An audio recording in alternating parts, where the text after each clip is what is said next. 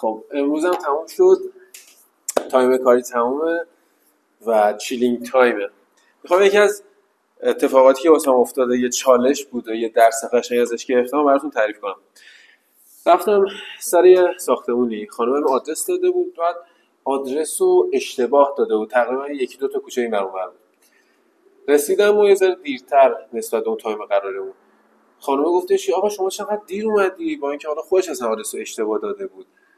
من یه لحظه خب یه ذره ناراحت شدم که آخه خیلی جریح بهم گفت آقا چرا دیر اومدی، تو داری دروغ میگی به من. گفتم نه خانم، من واقعا دروغ بهتون نمیگم، آدرس اشتباه بود و من الان رسیدم سر کار. خیلی اینو از دلم بهش گفتم، تو چشاش مستقیم نگاه کردم، با همون ناراحتی یهو فیسش هپی شد، واقعا ناراحت بود، فیسش هپی شد و انگار اصلا با ما یکی شد و فهمید منو. این خیلی جذاب بود و واسم درس این بود که اتفاق صادقانه و واقعیت رو مستقیما به آدم از دلت بگو، اونا با دل و مغزشون متوجه این موضوع میشن و ناخودآگاهشون موضوع رو میگیرن.